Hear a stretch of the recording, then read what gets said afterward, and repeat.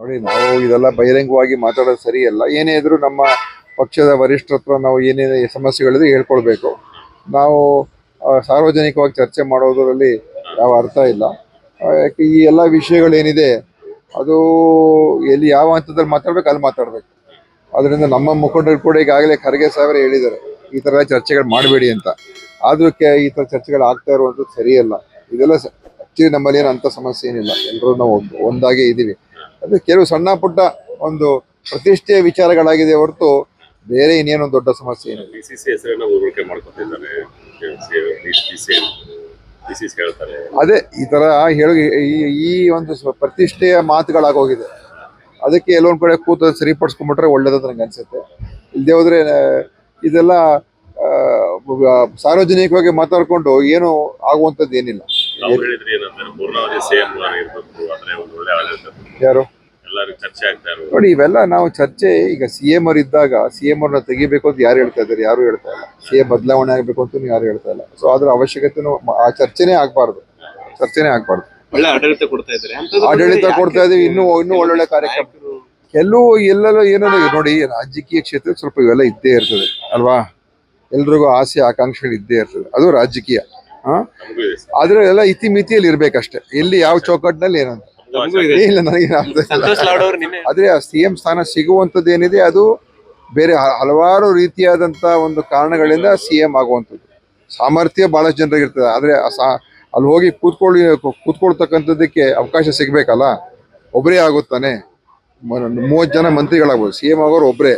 ಅದಕ್ಕೋಸ್ಕರ ಅದನ್ನ ಅಷ್ಟು ಸುಲಭವಾಗಿ ಆಗ್ತೀವಿ ಅಂತ ಹೇಳಕ್ ಆಗೋದಿಲ್ಲ. ಹಾಗೆಲ್ಲ ಕೂಡು ಬಂದಾಗ ಆಗ್ತದೆ.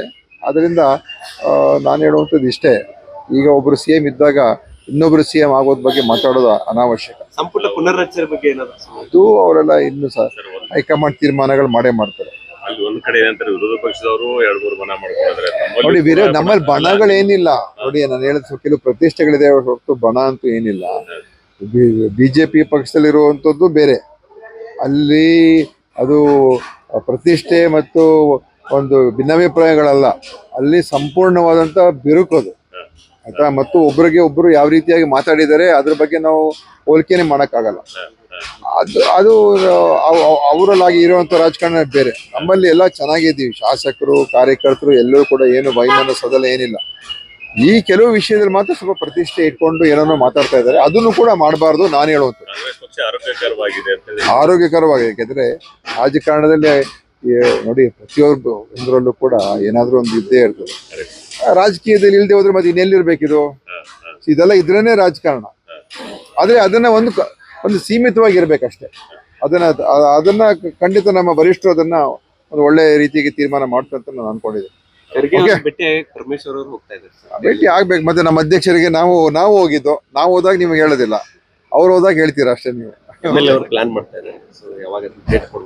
ಇಲ್ಲ, ನಾವೇ ಅದು ಮಾಡೋದಕ್ಕೆ ಹೇಳಿದೀವಿ. ನಮ್ಮ ಇಲಾಖೆಯಿಂದನೂ ಅದನ್ನೊಂದು ಪ್ರೋಗ್ರಾಮ್ ಅದು. ಸೊ ಅದಕ್ಕೆ ಸೌದತ್ತಿಲಿ ಮಾಡೋದಕ್ಕೆ ನಾವು ಹೇಳಿದ್ದೀವಿ. ಸೊ ಅದು ಡೇಟ್ ಅವ್ರು ನಿಗದಿ ಮಾಡಿ ಅದ್ರ ಪ್ರಕಾರ ಈ ತಿಂಗಳು ಅಥವಾ ಈ ತಿಂಗಳು ಕೊನೆಗೆ ಬರ್ತಾರೆ, ಬರೋ ತಿಂಗಳಲ್ಲಿ ಮಾಡ್ಬೇಕಾಗ್ತದೆ. ಭ್ರೂಣ ಹತ್ಯೆ ಸಂಬಂಧಪಟ್ಟಂಗೆ ಆಗಲಿ, ಗರ್ಭಿಣಿಯರ ಹತ್ಯೆಗೆ ಅಂದ್ರೆ ಸಾವಿನ ಸಂಬಂಧಪಟ್ಟಂಗೆ ಸಾಕಷ್ಟು ಜಾಗೃತಿಯನ್ನು ವಹಿಸ್ತಾ ಇದ್ರಿ. ಹೌದು. ಸೊ ಇತ್ತೀಚಿನ ದಿನಗಳಲ್ಲಿ ಕಡಿಮೆ ಆಗ್ತಾ ಇರುವಂತದ್ದು ಕೂಡ ಖುಷಿ. ಪ್ರತಿಯೊಂದು ನಾವು ಅದೇ ಎಲ್ಲೆಲ್ಲಿ ಇದರಲ್ಲಿ ನ್ಯೂನತೆಗಳು ಕಾಣ್ತಾ ಇದೆ, ಮತ್ತೆ ಎಲ್ಲೆಲ್ಲಿ ನಾವು ಅದನ್ನು ತಡೆಗಟ್ಟಬಹುದಾಗಿತ್ತು, ಕೆಲವು ಲೋಪದೋಷಗಳೆಲ್ಲ ಏನಿದೆ ವ್ಯವಸ್ಥೆಯಲ್ಲಿ ಅದೆಲ್ಲವನ್ನು ಕೂಡ ಸರಿಪಡಿಸ್ತಕ್ಕಂಥ ಇನ್ನೂ ಕೂಡ ಕ್ರಮಗಳಾಗ್ತಾ ಇದೆ.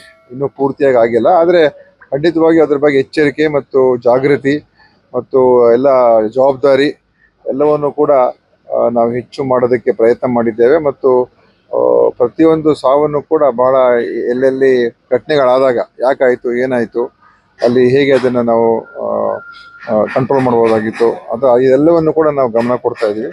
ಸೊ ಅದರಿಂದ ಅದರ ಒಂದು ಒಳ್ಳೆ ಪರಿಣಾಮ ಇವತ್ತು ಈ ಭ್ರೂಣ ಹತ್ಯೆ ಬಗ್ಗೆ ಮಾಡ್ತಾರೆ. ಭ್ರೂಣ ಹತ್ಯೆ ಮತ್ತು ಬಾಣಂತಿಯರ ಸಾವು ಬಗ್ಗೆ ಹೇಳ್ತಾ ಇರುವಂಥದ್ದು. ಬಾಣಂತಿಯರ ಸಾವು ಮತ್ತೆ ಭ್ರೂಣ ಹತ್ಯೆ ಎರಡು ವಿಚಾರದಲ್ಲೂ ನಾವು ಗಮನ ಕೊಟ್ಟಿದ್ದೀವಿ. ಅದರಿಂದ ಎರಡರಲ್ಲೂ ನಮಗೆ ಈಗ ಸ್ವಲ್ಪ ನಮ್ಗೆ ಯಶಸ್ಸು ಸಿಗ್ತಾ ಇದೆ ಅಂತ ನಂಗೆ ಅನಿಸ್ತಾ ಇದೆ.